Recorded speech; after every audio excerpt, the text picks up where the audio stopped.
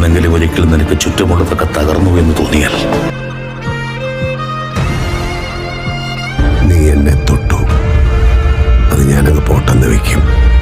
നിനക്ക് സഹായം ചോദിച്ചു ചെല്ലാൻ ഒരാളെ ഉണ്ടാകും. പക്ഷെ നീ രാംദാസാന്റെ കുടുംബത്തിൽ കയറി കാണിച്ചു. തമ്പി മയിൽവാഹനം நான் தலையில்லடா, தலையெடுக்கிறவன் സ്റ്റീഫൻ.